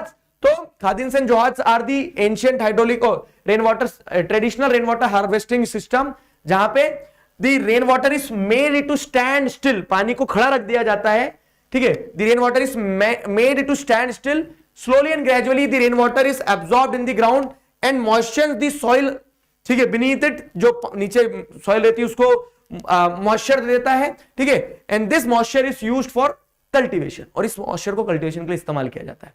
What my point? तो खादिन्स एंड जोहाज हो गए रेन वाटर हार्वेस्टिंग का, ट्रेडिशनल रेन वाटर हार्वेस्टिंग का system. Underground tankas were build in Barmer and Bikaner. Barmer और बीकानेर में क्या किया जाता है पता है? ट्रेडिशनल रेन वाटर हार्वेस्टिंग के लिए, कि रूफटॉप जो रहता है, छत पे पानी गिरेगा, टप टप टप टप टप टप। अब ये घर है, अब घर के नीचे क्या किया जाता है? टैंक बना दिए जाते हैं ऐसे। अब ये यहां एक पाइप लगाएंगे और वो छत का पानी जो है वो टैंक से, वो पाइप के रास्ते स्टोर होके टैंक में, इन्हें अंडरग्राउंड टंकास कहा जाएगा। तो ये अंडरग्राउंड टंकास में पानी स्टोर हो गया। अब राजस्थान में गर्मी होती है तो नीचे एसी लगा दिया उनने, मतलब ये नीचे पानी भरा तो ठंडा रहेगा ना ऑटोमेटिकली। भैया यहाँ जमीन है, ये मत सोचना कि वहां एक्वामैन रह रहे हैं, सबके पानी के अंदर ही रह रहे हैं, वही खा रहे हैं, ठीक है, वही तैर रहे हैं। मतलब ये जमीन है, जमीन के नीचे आपने अंडरग्राउंड टैंक्स बना दिए जिसमें आपने पानी स्टोर कर लिया है। और जो पानी आपने स्टोर किया अंडरग्राउंड टैंक में, तो ये पानी को आप क्या करोगे? यूज करोगे कब? जब आपको जैसे बारिश खत्म हो गई, जब पानी की कमी है, तो इस टैंक में जो पानी स्टोर किया इसको इस्तेमाल कर सकते हो आप, ठीक है। ये these underground tanks are used to beat the summer heat. गर्मियों के समय में टेम्परेचर को भी कूल रखते हैं और ठंडा लगता है ऐसा घर में, ठीक है। तो underground tankas were build in Barmer and Bikaner. Barmer और बीकानेर में आपको इस तरह के अंडरग्राउंड टंकास देखने को मिल जाएंगे। गॉट माय पॉइंट, ये हो गया। फिर क्या है, bamboo drip irrigation system in Meghalaya. Meghalaya में बैम्बू ड्रिप इरिगेशन सिस्टम को प्रैक्टिस किया जाता है। बैम्बू ड्रिप इरिगेशन सिस्टम क्या होता है?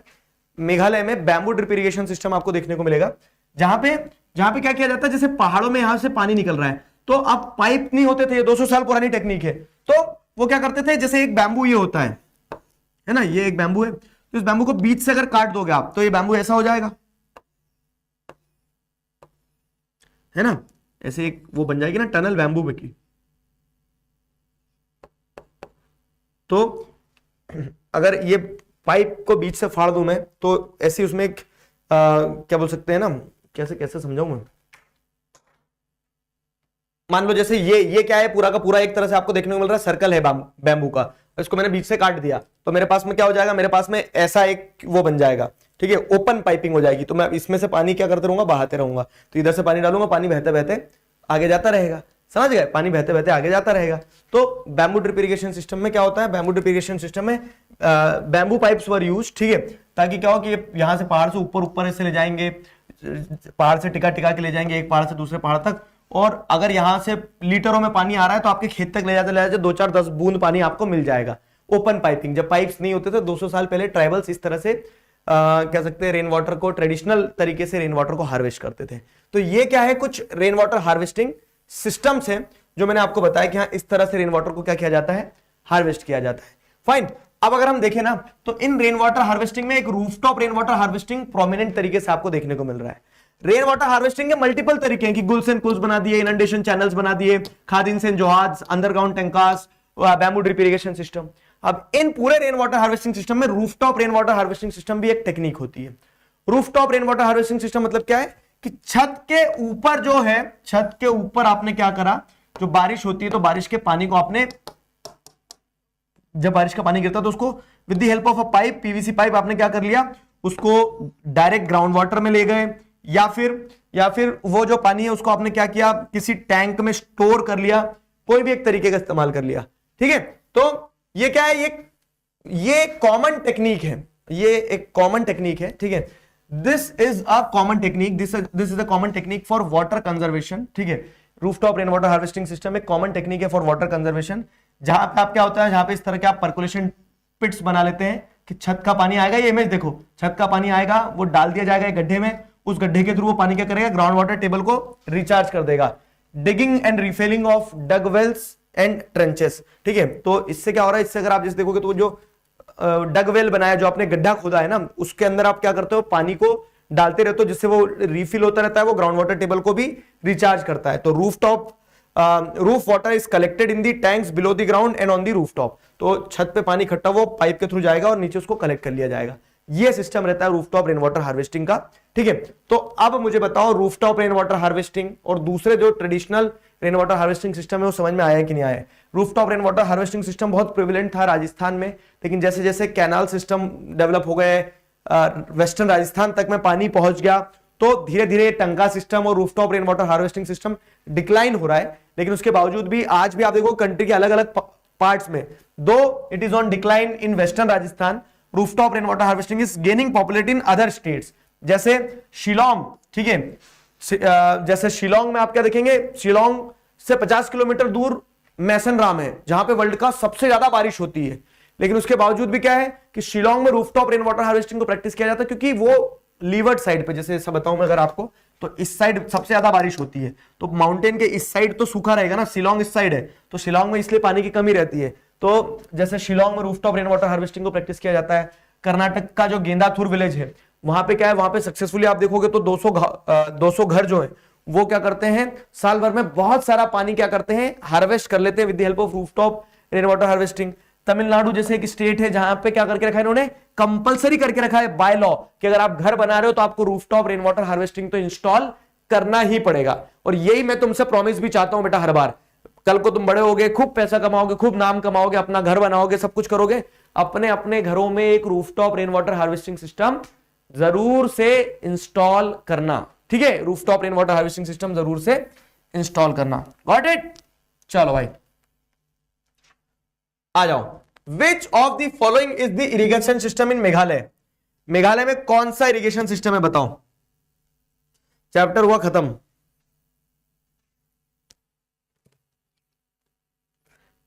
समझ में आया चैप्टर?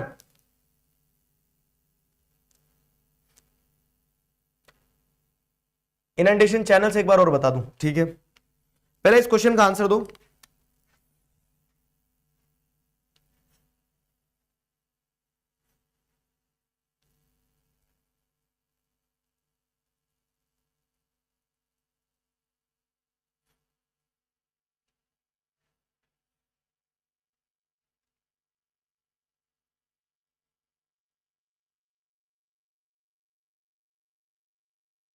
बताओ, चैट में आंसर नहीं देना, पोल में सेलेक्ट करना मेरे लाल।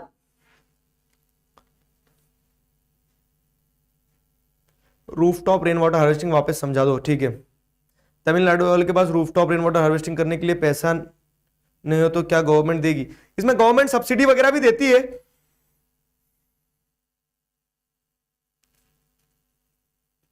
ऑफिस में बनाया हो रूफटॉप रेन वाटर हार्वेस्टिंग? अरे ऑफिस पूरी दुनिया अपनी नहीं है। ऑफिस ऑफिस एक बड़े से कॉम्प्लेक्स में एक स्पेस है अपना, तो अपन तो सिर्फ हवा में लटके हैं ना, छत अपनी है ना जमीन अपनी है। ऐसा ऑफिस है दोस्त, जमीन पे थोड़ी होता है ऑफिस।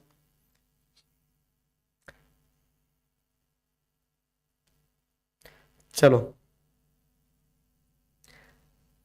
78% बच्चों ने डी सेलेक्ट किया। यस, मेघालय में जो इरिगेशन सिस्टम है वो बैम्बू ड्रिप इरिगेशन सिस्टम है। ठीक है, बढ़िया। अब देखो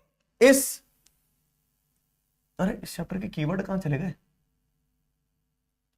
एक मिनट रुकना जरा। इस चैप्टर के कीवर्ड कहां चले गए दोस्त?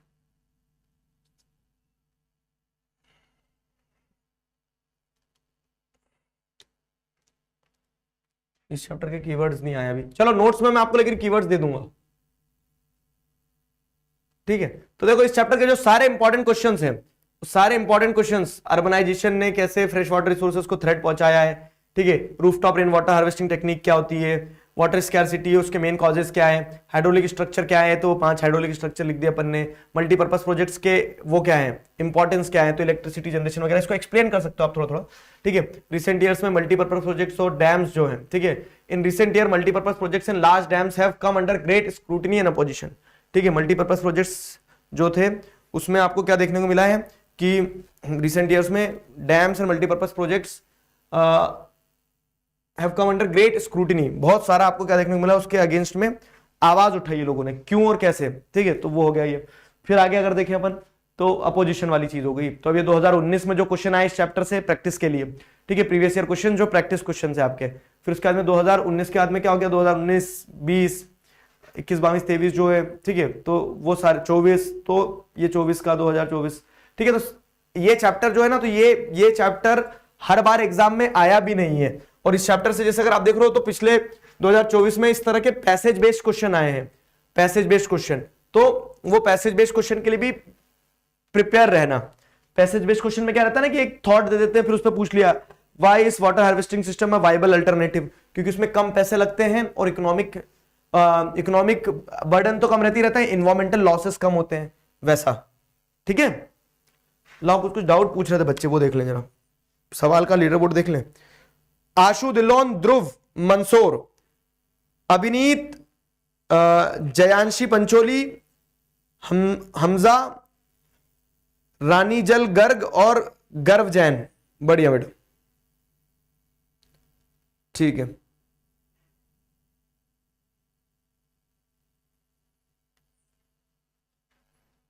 ठीक है, ये हो गया।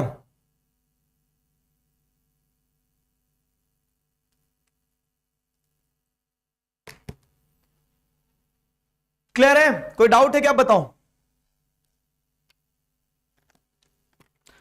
वाटर रिसोर्सेस कल, और 4 दिन हो गए क्या अपने? कल अपनी क्लास नहीं, कल फ्राइडे है, कल परसों नरसों एक टेस्ट दे दूं क्या, एमसीक्यू वाला छोटा सा? कर लोगे? अभी तक जितने चैप्टर हुए कर लोगे क्या? करना पड़ेगा, उनसे क्यों पूछ रहा हूं? ठीक है, एक टेस्ट दूंगा और टेस्ट नंबर और जो सब्जेक्टिव टेस्ट नंबर 2 है वो सॉल्व कर लेना बेटा, सॉल्व कर लो, जब बताना है।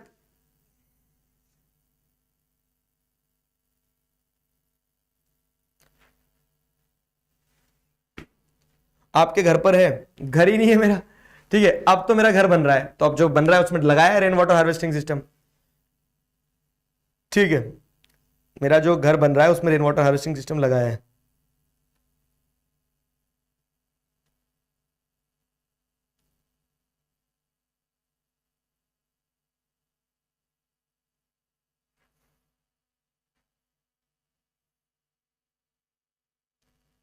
ठीक है, ब्रह्मास्त्र आ गया, ये देख के ज्यादा अच्छा लगता है। चैट पब्लिक कर दो, मैं जो तुमसे पूछ रहा हूं डाउट बताओ, वो नहीं बता रहा, चैट पब्लिक करवा लो इनसे। मैप वर्क एक साथ जब पूरा सिलेबस हो जाएगा तो एक साथ एक क्लास में मैप वर्क कंप्लीट कर लेंगे बाबू।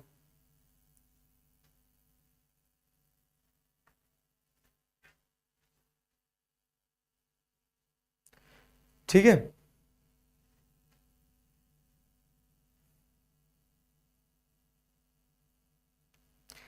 देखो वो अलग अलग स्ट्रक्चर्स रहते हैं कि आप कैसा बनवाना चाह रहे हो। सीधे डग वेल में डलवा दो, कम खर्चा आता है। अंडरग्राउंड टैंक मत बनवाओ, खर्चा आएगा उसमें।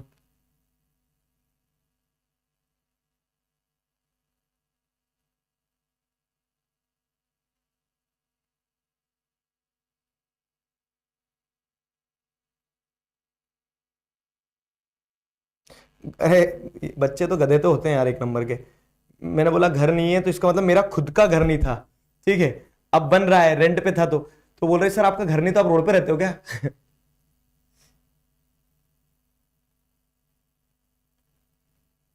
देखो ब्रह्मास्त्र, सुनो मेरी बात, ब्रह्मास्त्र को लेके आप लोग जितना चिंतित हो रहे हो, मैं आपको एक चीज बता रहा हूं। हमने आज ही एक मैसेज डाला है उन सब बच्चों को जिनने अभी तक एड्रेस फॉर्म नहीं भरे थे। तो एड्रेस फॉर्म जिन बच्चों ने भर दिए थे उन बच्चों को क्या है, उन बच्चों को ब्रह्मास्त्र डिलीवर भी हो गया, बहुत से बच्चों को। कुछ बच्चों को नहीं पहुंच पाया है। तो वही है कि हम पूरा प्रयास कर रहे हैं। हमें कुछ भी चीज हमारे पास रख के हमें मजा थोड़ी ना आएगा। कुछ बच्चे बहुत रिमोट रहते तो उनका नहीं पहुंच पाया, कुछ बच्चों के आपने ऐप इंस्टॉल करते समय डेटा सही से नहीं दिया होगा, पिन कोड ना लिखे होंगे, तो ये सारी प्रैक्टिकल प्रॉब्लम्स थी फॉर अस, पहली बार था वो, ठीक है। तो उस चीज को हमने क्या किया, उस चीज को हमने मतलब जितना हो सकता है, there is a team, a dedicated team behind it, जो पूरा ध्यान रख रही है, हर चीज को देख रही है, ठीक है। तो आप उस चीज को थोड़ा सा पेशेंस के साथ समझो यार कि क्या बोलते हैं कि हर चीज में ऐसा नहीं है कि हर चीज में मैं पर्सनली इन्वॉल्व हूं, ऐसा कि मैं डिलीवरी लेके पहुंच रहा हूं तुम्हारे पास। लेकिन हम कोशिश करते हैं हर चीज में क्या कि उसको फिक्स करें। ऐसे जरूर पर्सनली इन्वॉल्व रहते हैं कि पूछते हैं बार बार क्यों, क्या दिक्कत आ रही है। अब जैसे आज ही हमने एक मैसेज फ्लोट करा है, बहुत सारे बच्चों को मैसेज आया होगा जिन्होंने आज तक एड्रेस फॉर्म ही नहीं फिल किया था। अब एड्रेस फॉर्म नहीं फिल किया तो हम कैसे पहुंचा पाएंगे तुम्हारे पास। कुछ बच्चे हैं जो बोल रहे हैं कि हर सर हमने 1 महीने पहले एड्रेस फॉर्म फिल कर दिए थे, वो सारी चीजें। तो फिर तुम्हारा केस टू केस वेरी कर रहा है, तो एक बार तुम कनेक्ट करो सपोर्ट टीम के साथ में, समझो क्या दिक्कत है, ठीक है।